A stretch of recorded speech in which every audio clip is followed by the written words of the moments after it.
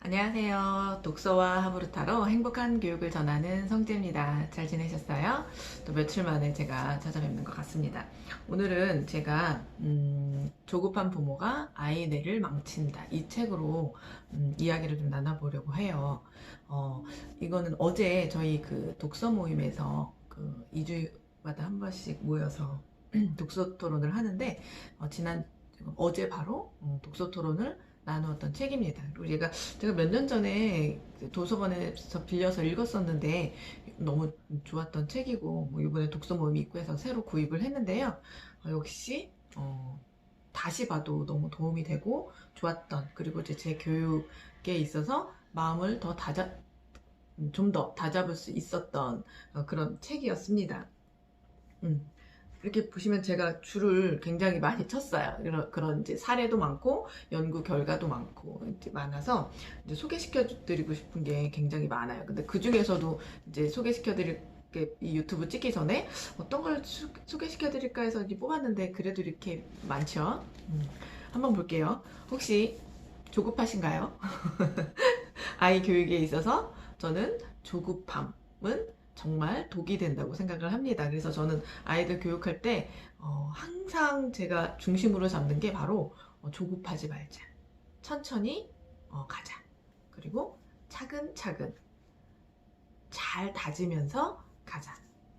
그거입니다. 제가 성격이 굉장히 급한 사람인데 정말 아이들 교육은, 그리고 특히 공부는 성급하게 생각하지 않으려고 합니다. 그 이유는 다 여기에 다 이제 집약되어 있어요. 이제 제가 아이들한테 물론 학원이 나쁘다는 아니지만 학원을 보낼 수 없는 이유들. 왜냐면 학원을 보내면 노는 시간이 없고 아이가 그렇게 다른 것을 할 수가 없고 뭐 여러 가지가 있는데, 그 중에 이제 과도한 또 스트레스 뭐 이런 것들도 있겠죠. 그리고 이 그 뇌에 관련되어 있기도 합니다. 제가 예전부터 이제 육아서를 읽거나 해서 이런, 물론 이제 뇌에 관련한 책을 읽었던 건 아니지만 육아서나 이런 거에서 아이들 뇌 발달이나 이런 얘기를 조금씩 들면서 적기 교육이 굉장히 중요하다고 생각을 하고 있었거든요. 그 적기 교육이 왜 중요한 것인가, 이 책을 보시면 아실 수 있을 것 같아요. 자, 여기 그 작가, 이 책을 조급한 부모가 아이 뇌를 망친다, 이 책을 쓰신 작가님은 신성우 작가님이십니다. 이분이 어떤 분이시냐면 한국 외국어 대학교를 졸업하고 1995년부터 다큐멘터리 작가 겸 프로듀서로 KBS 일요 스페셜 생로병사의 비밀 뭐 이런 것들을 하셨다가 2009년에 KBS 특집 다큐멘터리 책 읽는 대한민국 읽기혁명을 제작하고 내가 좋은 아이를 집필한 것을 계기로 본격적인 저널리스트의 길을 걷고 계십니다. 내각의 최신 연구를 쉽게 소개하는 안내자 역할을 하며 읽기와 뇌 발달, 놀이와 뇌 발달, 하늘보다 더 넓은 뇌 등을 주제로 전국에 이제 강의를 하고 계세요. 저자는 아이들의 뇌를 망치는 현실을 고발하며 교사와 학부모들의 생생한 고백을 담아냈다. 이 책은 아이라는 놀라운 존재를 발견하도록 도와주는 뇌과학 보고서이자 건강하고 똑똑하게 자녀를 키우고자 하는 부모들을 위한 지침서라 할 수 있다. 내 아이한테 지금 조급해서 우리 다른 옆집 아이들이 다 영어 학원을 다니니까 학습지를 다 하니까 옆집 아이는 책을 하루에 뭐 몇십 권을 읽는다 그러는데, 이런 조급한 마음들, 내 아이만 뒤처질까 걱정돼서 막 다급하게 학습지를 시키게 되고 책을 드리게 되고 또 이렇게 학원을 보내게 되고, 이런 이제 부모님들이 꼭 보셨으면 하는, 정말 저도 모든 부모라면 보셨으면 하는 책입니다.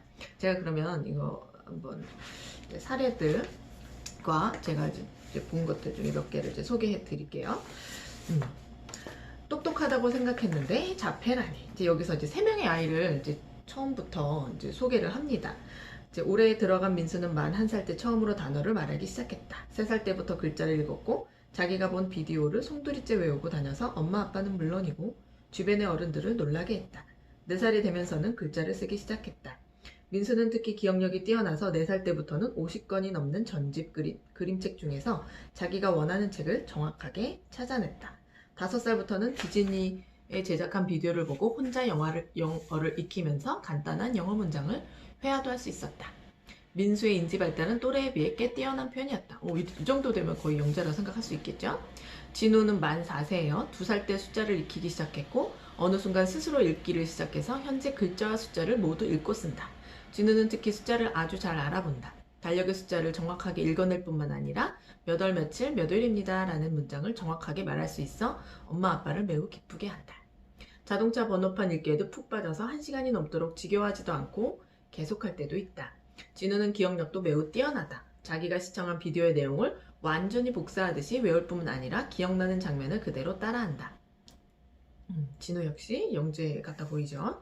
은서는 만 3세예요. 숫자, 한글, 영어에 뛰어난 능력을 보이는 아이다. 2살 때부터 글자에 관심을 보이기 시작하더니 혼자서 한글을 깨우쳤다. 은서는 동요를 듣고 외워서 따라 부르곤 하는데 엄마 아빠는 생후 5개월 무렵부터 하루에 3, 4시간씩 보여준 교육용 비디오와 만화 채널 등의 효과라고 믿고 있다. 만 2살 이후부터는 광고 문구를 몽땅 외우고 다녔고 지금도 글자 쓰기 놀이를 가장 좋아한다. 하루 종일 이 놀이를 반복해서 할 때도 있다.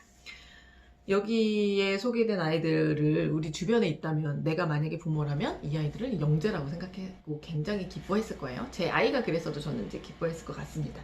그런데 이 3명의 아이의 공통점이 바로 자폐 진단을 받았다는 거예요.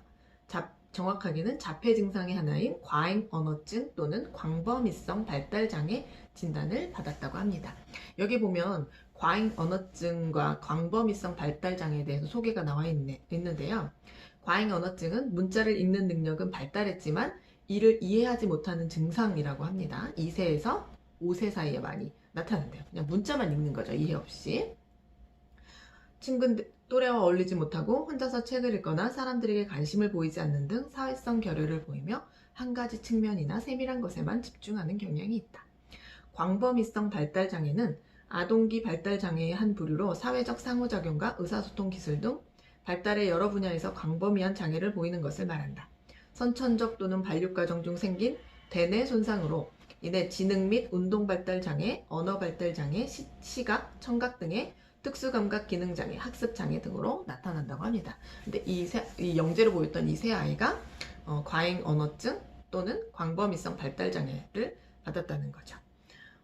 아이가 가르치지 않았는데 글자를 읽히고 뭔가 똑똑하게 다른 아이들보다 인지가 발달할 때 부모들은 굉장히 이제 기뻐하는데 이렇게 자폐 진단을 받는다는 거예요. 근데 이 아이들은 어떠냐면 혼자 놀기를 좋아하고 책에 너무 몰두하고 뭐 책을 좋아하는 거와 또 다른 차원일 것 같아요. 의사소통에도 문제가 있어서 자신의 생각을 제대로 전달하지 못하고 그리고 엉뚱한 소리를 자주 한다고 합니다.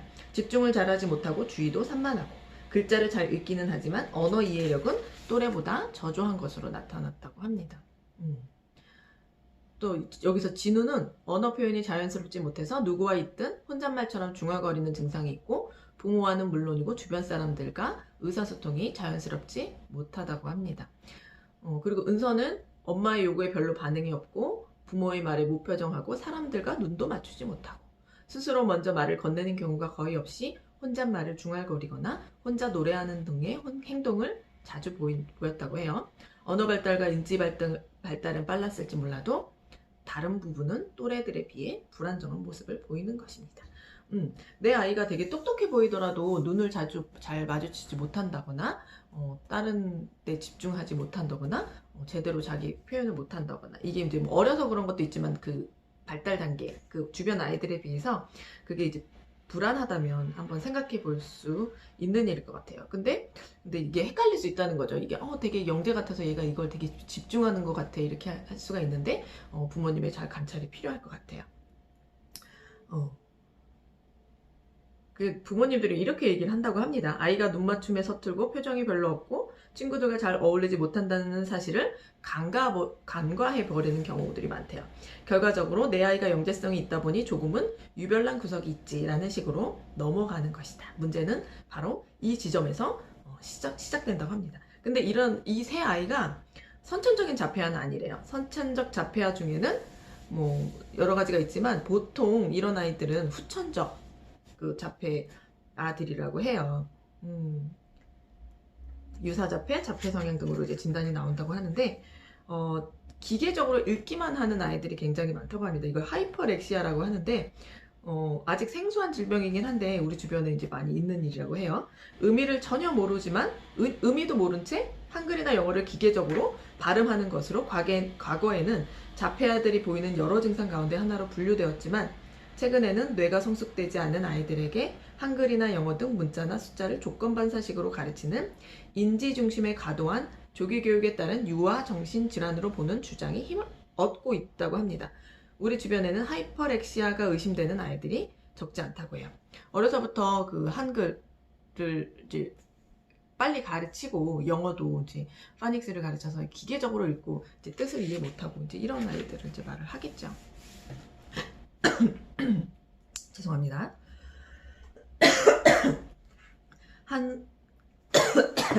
물 좀 먹고 올게요.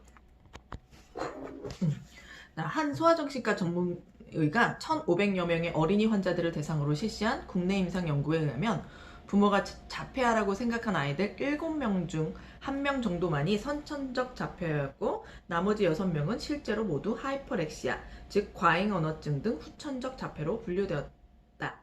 하이퍼렉시아를 앓고 있는 아이들의 전형적인 증상이 바로 앞에 소개한 세 아이들처럼 많은 단어나 문장은 능숙하게 읽어내면서도 다른 사람과 대화하는 능력은 충분히 갖추지 못하고 있다는 점이다.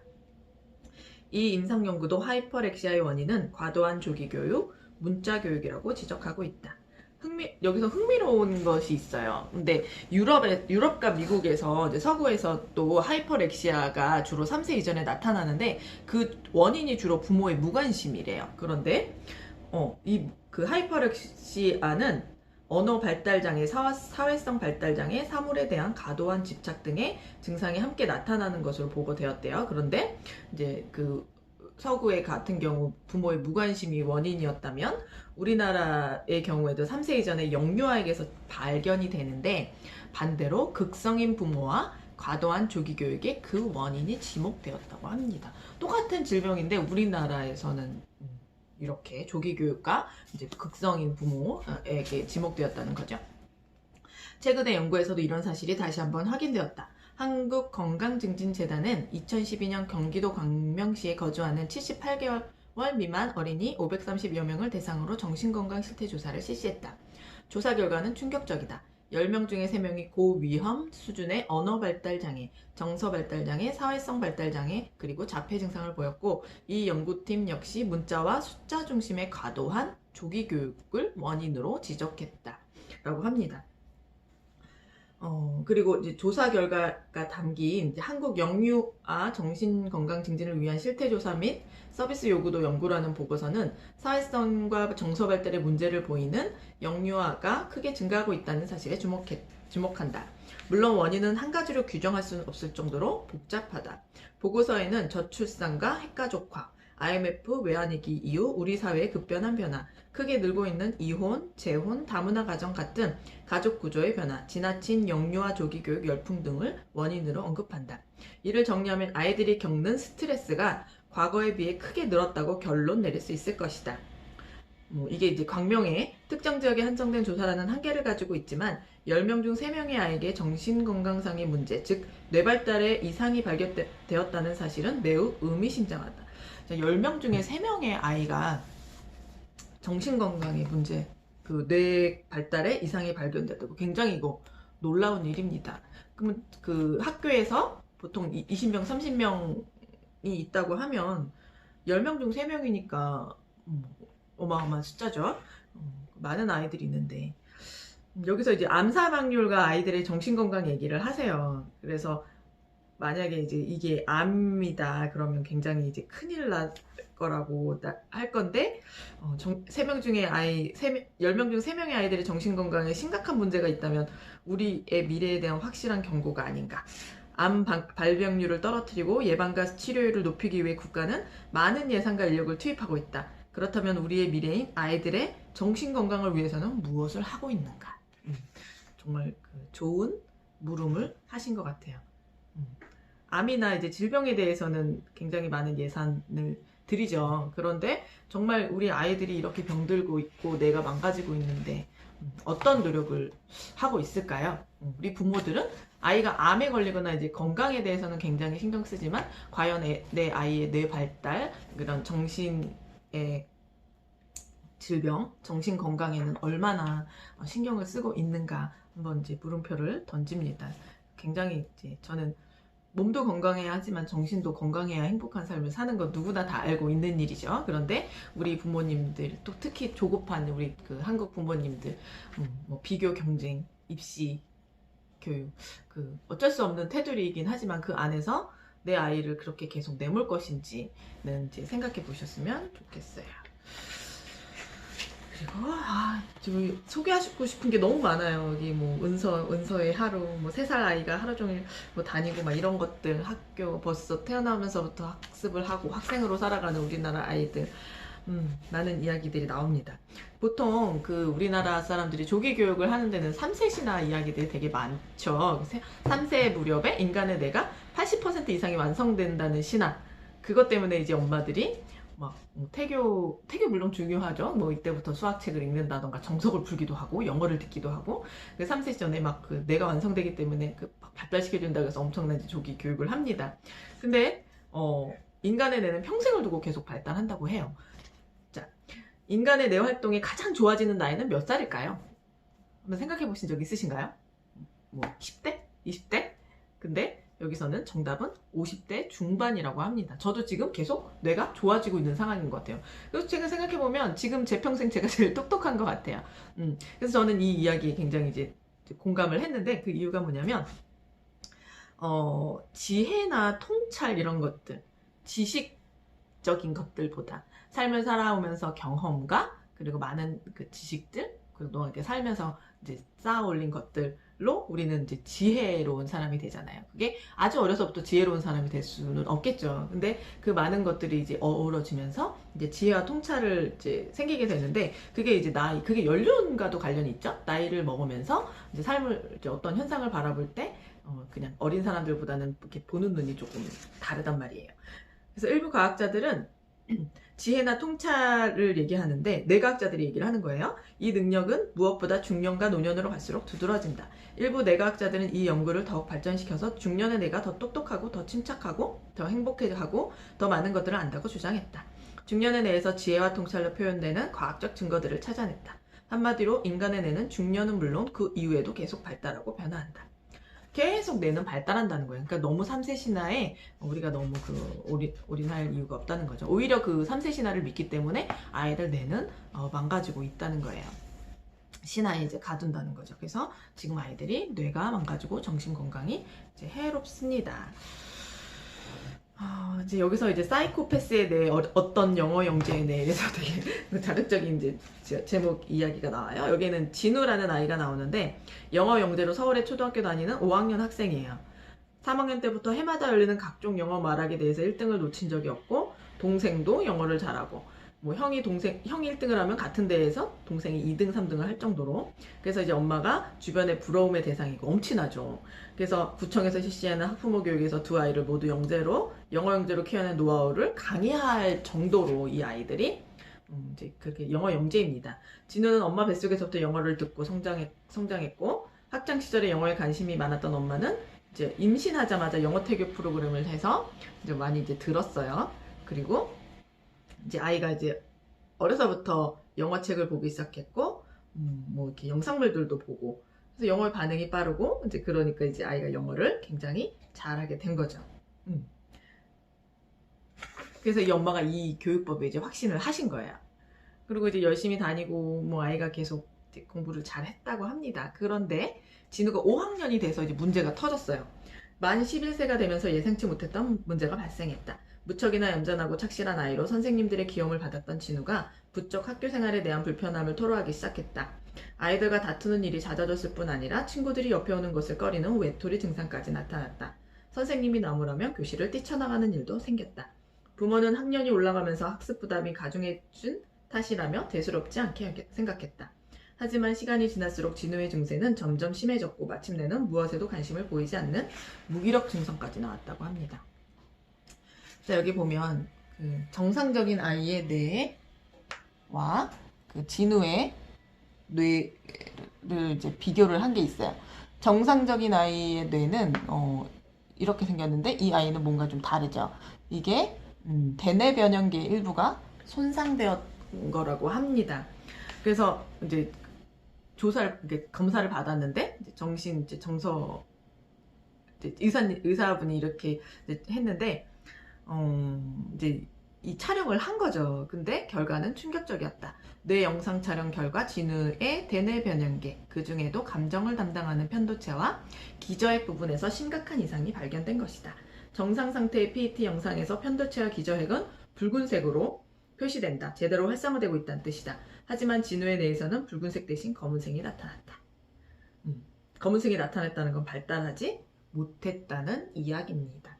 인간의 뇌는 이렇게 보시면 맨 밑에 파충류의 뇌, 이거는 그냥 그 생존에 필요한 뇌입니다. 그리고 위에는 감정의 뇌예요. 그 다음이 이제 생각하는 뇌, 우리가 이제 지식적인 거, 뭐 계획하고 이런 것들을 말하는 거겠죠. 이렇게 3단계로 이제 표현을 하고 있는데 이 안에서 감정의 뇌가 제대로 발달하지 못한 거예요. 그 진우에게 문제가 되었던 그 대뇌 변형계, 그 파충류의 뇌, 그 생존의 역할을 하는 생존의 뇌는 그 호흡, 심장박동, 호흡 이런 거 우리가 의식하고 하는 게 아니잖아요. 그냥 생존에 관련된 뇌라면 그 감정의 뇌는 대뇌 변형계의 대뇌 변형계는 파충류의 뇌 바로 위에 있는 거, 파충류의 뇌가 그 본능의 뇌인데 그거는 바로 그 감정의 뇌는 감정, 좋아하는 것, 싫어하는 것, 단기 기억 등을 담당하는 편도체, 기저핵, 해마, 시상 등이 속해 있다고 합니다. 근데 이게 이제 망가진 거예요.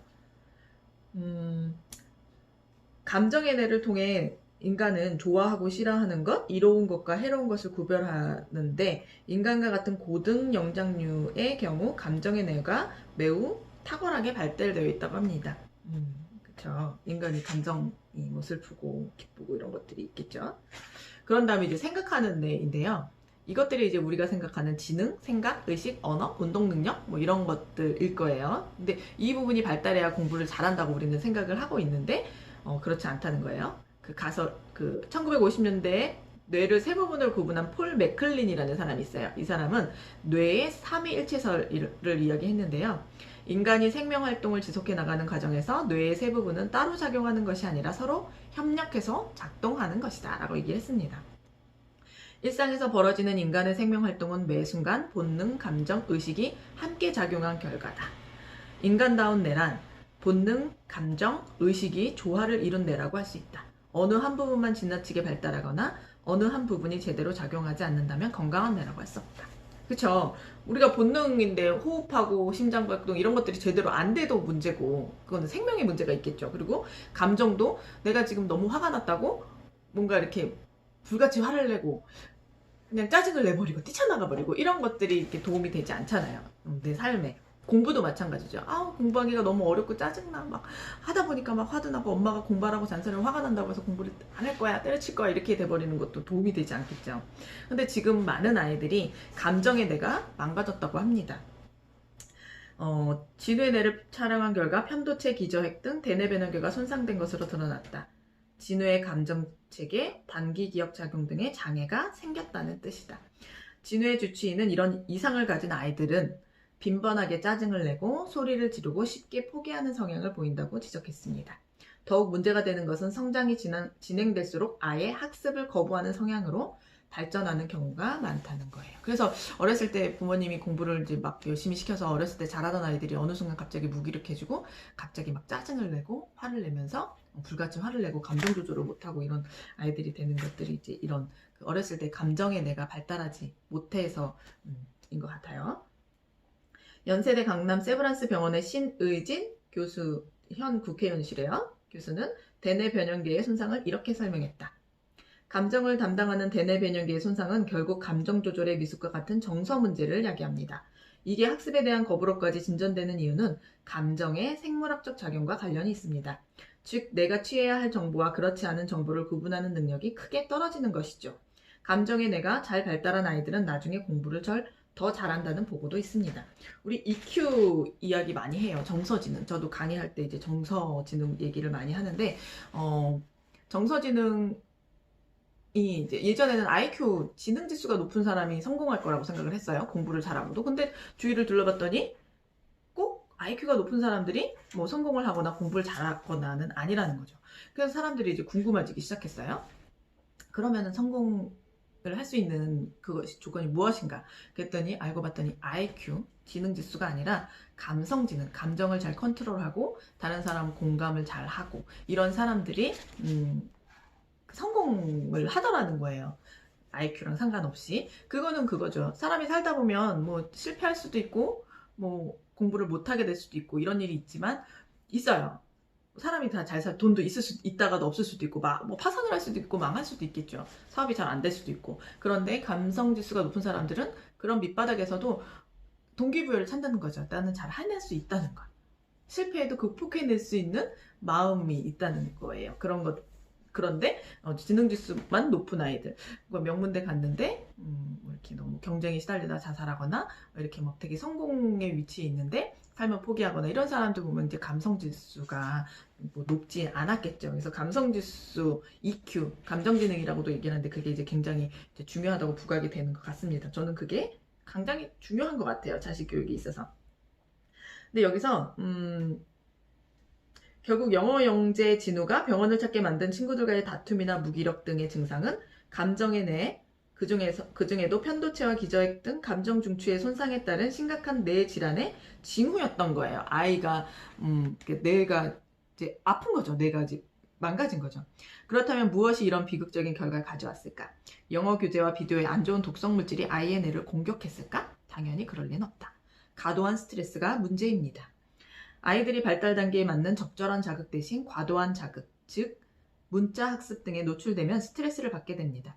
그 결과 뇌에서 코르티솔이라는 스트레스 호르몬이 과다 분비됩니다. 이 코르티솔이 신경세포의 발달을 억제한다는 연구 결과가 있습니다. 아이들의 뇌의 스트레스는 천적입니다. 근데 지금 아이들이 굉장히 뇌에 스트레스를 받고 있다는 거예요. 여기 뇌가 발달하는 순서가 나오는데 처음에는 그 파충류의 뇌, 우리 본능에 충실한 뇌는 태어나자마자 심장이 뛰고 숨을 쉬고 영양분을 섭취하는 등의 생명 활동을 해야 하기 때문에 첫 번째로 이제 파충류 뇌가 이제 완성이 된다고 합니다. 두 번째로 감정의 뇌, 즉 대뇌 변형계는 약 12세 무렵까지 집중적으로 발달한다고 해요. 그러니까 뭐예요? 바로 초등학생 때까지는 감정의 뇌를 잘 키워 놓아야 한다는 이야기죠. 물론 이 시기에도 생각의 뇌가 발달하지만 12세까지 뇌의 주인공은 감정의 뇌라고 해도 과언이 아니다 라고 여기 이제 적혀 있어요. 굉장히 중요하다는 거죠. 보통의 전 세계에서 초등학교가 8세에 이제 입학을 하는데 이제 과도하게 외국에서 이제 유럽이나 이런 데서는 아예 문자 교육을 법으로 못하게 하는 곳도 있고 그런 것도 있죠. 그런 것들은 다 이 뇌과학과 관련이 있는 거예요.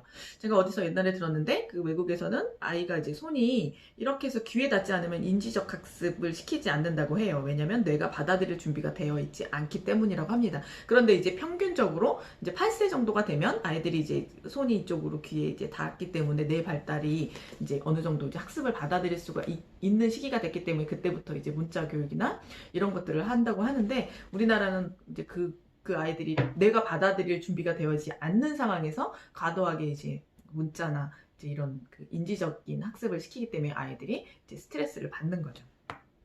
이제 내가 이제 혹사를 당하는 거라고 이제 생각하면 될 것 같아요. 그래서 이제 많은 문제들이 있는데 이제 여기 신희진 교수는 또 이렇게 이야기를 해요. 지금 많은 아이들이 감정을 발달시켜야 할 나이에 공부를 하고 있어요. 조기 교육은 인간의 발달에 전혀 맞지 않는 자극이자 경험입니다. 오히려 그 시기의 아이는 엄마를 포함한 주 양육자와 상호작용을 하고 자연 속에서 친구들과 어울려 뛰어놀아야 합니다. 이렇게 얘기를 합니다. 저도 뛰어놀아야 한다고 생각을 하는데 참 안타까운 것 같아요. 이제 30분 소개했는데 벌써 이만큼밖에 하지 않았어요. 사이코패스 흉악범죄들, 사이코패스들 뇌를 이제 공통점을 소개를 하는데 감정의 뇌가 크게 손상이 되었다고 합니다. 그들은 감정의 뇌인 대뇌 변형계와 생각의 뇌인 전전두엽을 연결하는 갈고리 다발의 손상이 두드러졌다고 해요. 감정의 뇌와 생각의 뇌가 서로 협업할 수 없다는 뜻이에요. 그래서 공감 능력이 거의 없는 거죠. 내가 기분이 나빠서 얘를 때려도 그 뒤에 무슨 일이 나한테 벌어질지 판단을 하지 못하는 거죠. 공감 능력도 없고 전두엽 등에서 일어나는 예측이나 판단에 의한 억제 능력이 감정과 본능에 거의 영향을 주지 못하는 거죠. 사이코패스형 범죄자들의 감정의 뇌가 크게 손상된 원인은 어린 시절에 과도한 스트레스 또는 학대로 알려져 있다고 합니다. 이게 타고나는 게 아니라는 거예요. 타고나는 경우도 물론 있겠지만 그렇다는 겁니다. 굉장히 무서운 거죠. 시간이 많이 돼서 제가 소개시켜드리고 싶은 건 너무 많은데, 근데 이제 여기서 아까 코르티솔이라는 스트레스가 나오는데, 이제 뒤쪽에 또 가면 스트레스가 치명적인 이유에 대해서 나와요. 그리고 스트레스가 무조건 나쁜 것만은 아니잖아요. 왜냐면 만약에 우리가 스트레스가 전혀 없다 그러면 갑자기 누군가 나한테 공격을 해도 긴장 상태가 되지 않고 도망가지 않을 거 아니에요. 항상 뭔가 우리가 긴장을 해야 할 순간도 있고, 항상 이렇게 편안하게만 있으면 이제 생존에 이제 문제가 생기니까 도망을 이제 쳐야 되고 이런 상황이니까. 근데 이 코르티솔, 우리 몸은 스트레스 호르몬이라 불리는 코르티솔 호르몬 수치를 급격하게 이제 비상사태가 되면 올리는 거. 만약에 불이 났는데 우리가 이러고 있으면 안 되잖아요. 얼른 긴장해서 뛰어나가야 되니까. 심장의 혈압을 급속하게 높이고, 만약에 코르티솔 수치가 높아져서 몸은 비상 상황이 벌어졌다는 걸 알리는 거예요. 심장의 혈압을 급속하게 높여서 근육으로 피를 몰아주는 등의 반응을 합니다. 그리고 비상 상황이 끝나면 다시 코르티솔 수치를 떨어뜨려 정상 상태로 복구시키는 거죠. 그러니까 이게 적당한 스트레스, 얼른 이거를 풀어내는 것이 나쁜 건 아니라는 거죠. 그래야지 이제 살 수 있으니까. 하지만 만성적인 스트레스, 우리도 왜 아플 수 있지만 늘 뭐가 만성적이면 굉장히 안 좋잖아요. 만성적인 스트레스는 아이의 뇌에 치명적인 독이 된다. 스트레스 상태가 지속되면 코르티솔 수치가 늘 높은 상태를 유지하게 된다는 점을 기억해야 한다. 코르티솔은 사이토카인이라는 단백질 결합을 일으켜 신경세포의 형성 등에 관여하는 유전자에 영향을 끼친다. 그 결과 뇌의 기본 구조 형성에 방해를 받게 되고 건강한 뇌 발달은 기대할 수 없게 된다. 그러니까 너무 스트레스 많이 받을 때, 너무 스트레스를 계속 만성적으로 받으면 뇌 발달할 수 없다는 거죠. 뇌의 기본 구조와 관련된 것이므로 이 문제는 평생 동안 지속된다. 높은 코르티솔 수치는 공격 성향 등의 원인이 되기도 한다. 단 한순간도 쉬지 않고 폭풍처럼 바뀌는 아이들의 뇌에 만성적인 스트레스 상황은 치명적인 독과 같다. 이 치명적인 독을 이 아이들은 어려서부터 뇌 발달에 맞지 않는 혹사를 당하면서 계속 스트레스 상황에 놓여 있는다는 거죠. 이런 경우들이 있어요. 아이가 재밌게 하는 것 같아서 괜찮을 것 같아요. 아이가 괜찮은 것 같아요. 이렇게 얘기하는데 그게 과연 괜찮은 걸까요? 내 아이가 엄마가 시키니까 그냥 거기에 기계처럼 움직이고 그냥 당연히 친구도 하고 다 하니까 당연히 한다고 하지만 내 아이 뇌는 발달하고 있지 않다는 거죠. 굉장히 이제 간과하면 안 될 문제라고 생각을 합니다. 그래서 나쁜 스트레스, 좋은 스트레스를 여기서 이제 얘기를 하는데, 첫째, 이제 좋은 스트레스 이렇게 세 가지로 나눴어요. 스트레스가 꼭 나쁜 것만은 아니다. 적절한 스트레스는 아이들의 성장에 오히려 필요하다. 그렇겠죠? 세 가지로 나눴습니다. 첫째, 긍정적인 스트레스다. 이 경우에는 높아졌던 크리스톨 수치가 다시 정상으로 돌아오기 때문에 오히려 뇌 발달에 도움이 된다.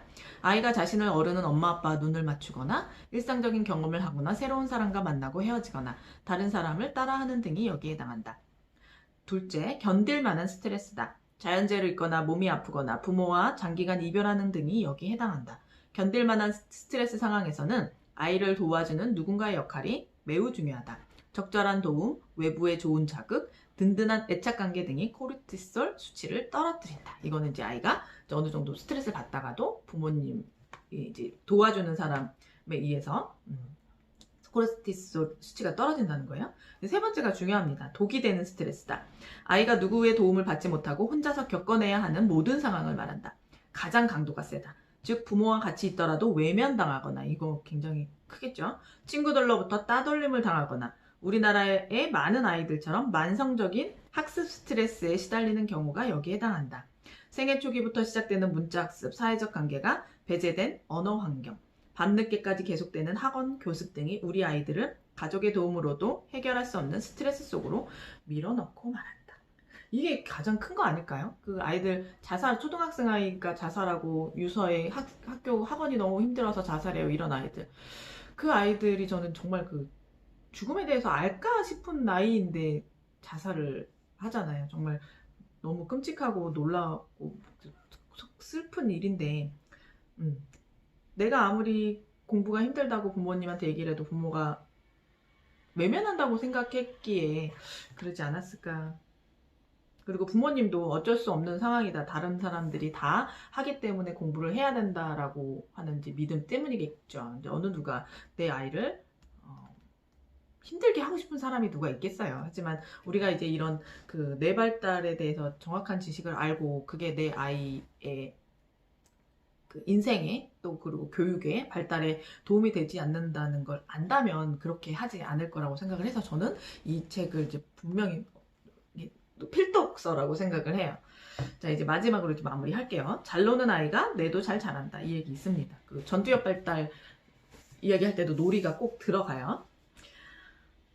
지난 10여 년 사이에 뇌과학자들은 마음껏 놀기야말로 아이들뿐만 아니라 모든 연령대의 신체 발달, 지적 발달, 사회성 발달, 감성 발달을 이끄는 핵심적인 요소라는 사실을 밝혀냈다. 마음껏 놀기는 다음과 같은 놀이를 말한다. 짜여지거나 만들어지지 않고 하고 싶어서 하며 풍부한 상상력이 개입되고 누구의 간섭도 없이 스스로 하는 놀이. 어떤 학자는 이를 가리켜 놀이의 순수한 형식이라고 합니다. 누군가 정해주는 놀이가 아니라 학습을 가장한 놀이도 아니겠죠. 이거 이렇게 해라 하는 놀이가 아니라 정말 아이가 스스로 뭔가를 생각하고 스스로 그냥 하는 놀이들, 그런 놀이들을 말하는 거예요. 놀이를 통해 아이들은 나 아닌 다른 존재와 관계를 맺고 친밀한 감정을 나누는 등 인간의 특기이자 장기인 기술들을 익힌다. 초등학교 시기가 되면 아이들은 놀이를 통해 상호 존중, 우정, 협동, 경쟁 등을 익힌다고 합니다. 그리고 사춘기 전후의 10대 아이들은 10대 아이들에게 놀이란 자기만의 개성을 끊임없이 탐색하거나 들여다보고 넘쳐나는 혈기를 뿜어내거나 상황에 맞게 자제하는 능력을 배우는 과정이다. 그러니까 이때는 이제 자아를 찾아가는 거겠죠. 본인의 이제 개성. 한마디로 마음껏 놀기는 인간의 아이가 건강한 인간으로 변해가는 과정에서 반드시 필요한 핵심 요소이다.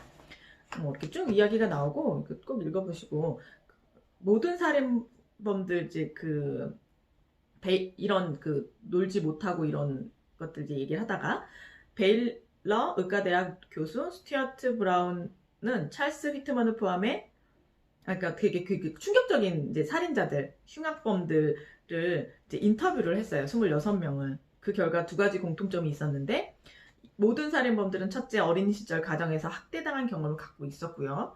둘째는 어린이답게 놀아본 경험이 전혀 없었다고 합니다. 그 이후 42년 동안 6,000명의 성인을 대상으로 어린 시절의 성장 과정에 대해 심층 면접 연구를 수행한 뒤에 문제 핵심에 이제 다가갔는데 브라운 교수의 방대한 데이터는 마음껏 놀기, 즉 짜여있지 않고 풍부한 상상력이 필요한 놀이를 충분하게 경험하지 못한 아이들은 정서적으로 안정된 행복한 어른으로 성장하지 못한다는 사실을 밝혀냈다는 겁니다. 이거 굉장히 이제 중요한 것 같아요. 잘 노는 사람이 또 공부도 잘해요. 물론 이렇게 계속 논다는 얘기가 아니라 잘 쉬고 자기가 놀 때는 잘 놀고 또 공부할 때는 공부하고 이런 사람들이 또 행복하고 성인이 되겠죠. 공부만 하고 또 놀 줄 몰라도 그것도 그래요. 스트레스를 어디서 내가 풀러 가. 그 놀이라는 게 여러 가지일 수 있겠죠. 뭐 여행을 간다거나 뭐 노래를 부른다거나 그 각자만의 놀이. 그래서 어딘가에서 이제 놀고 신나게 이제 놀고 힐링을 하고 뭔가 이렇게 풀어내고 또 이렇게 공부나 이런 일이나 이런 거에 집중을 할 수 있는 거. 그러니까 정서적으로 이제 안정된 어른으로 행복한 어른으로 이제 커야 되는데 놀지 못한 진짜 마음껏 놀기를 못한 사람들은 이걸 하지 못한다는 거죠. 이거 굉장히 저는 큰 문제가 될 거라고 생각을 합니다. 우리 어른들은 그래도 어렸을 때 마음껏 놀았어요. 그렇죠? 보통 그렇게 막 학원을 많이 다니는 아이들도 많지 않았고 저 어린 시절만 해도 학교 갔다 와서 책가방 던져놓고 밖에 나가서 계속 동네를 돌아다니면서 놀고 그러다 저녁 먹고 그때 숙제하고 이랬던 경험이 있는데 지금 아이들은 그렇게 놀 공간도 많지 않고 놀 친구도 없고 놀 시간도 없습니다. 굉장히 이제 가슴 아픈 일인 것 같아요.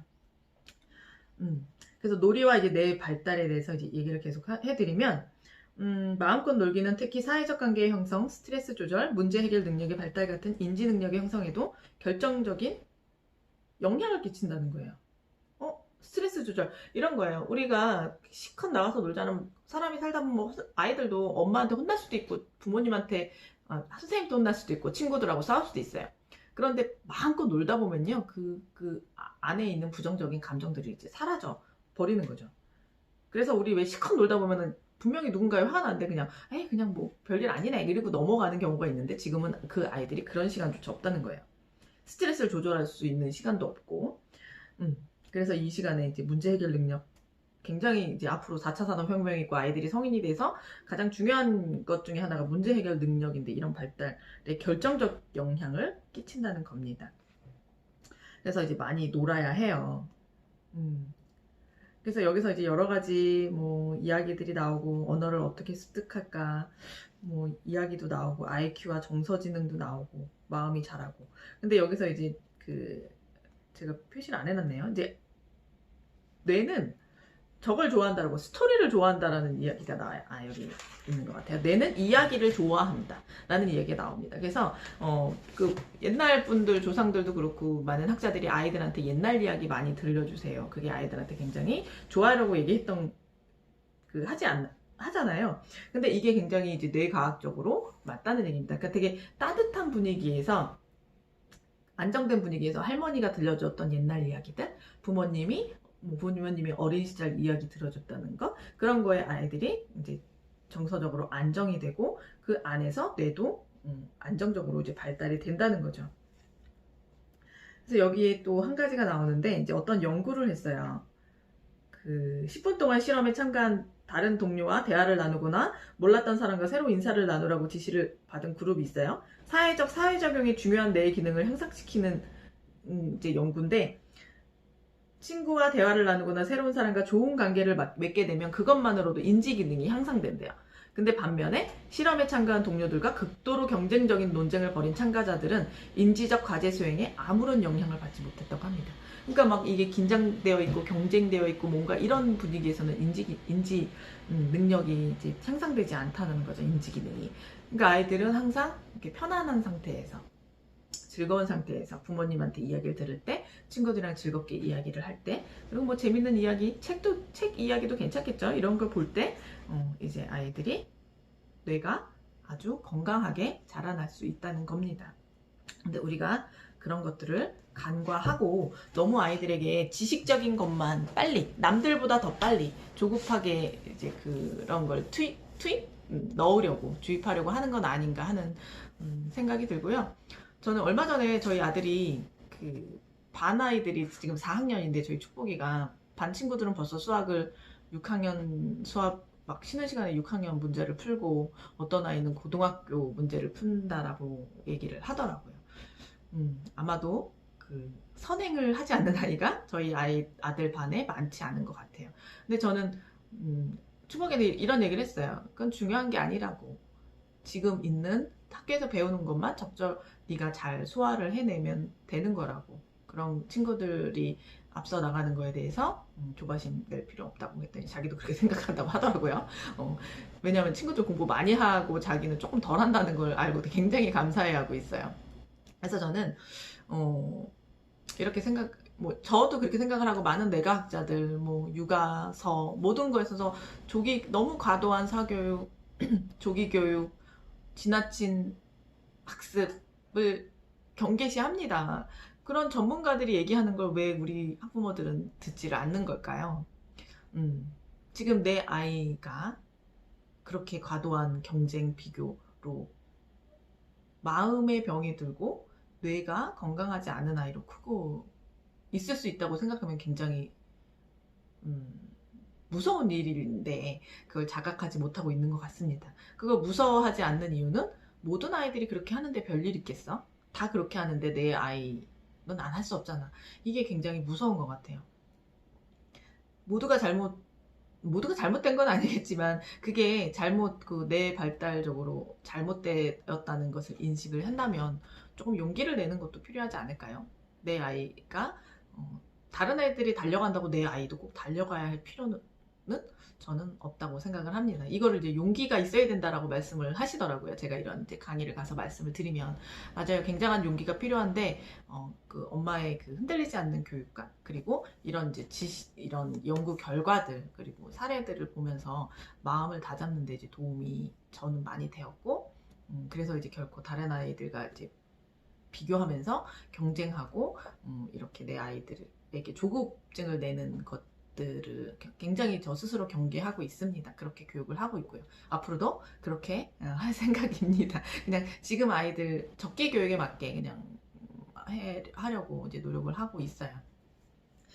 이 책이 정말 그 우리나라 대한민국 부모라면 모두 다 조급하고 모두 다 불안하고 모두 다 이제 경쟁에 시달리면서 살았고 내 아이들도 그 안에 있는 걸 마음 아파하지만 그래도 어쩔 수 없잖아라고 생각했던 분들이었다면 이 책을 보고 조금 생각을 달리 하시는 계기가 되셨으면 좋겠습니다.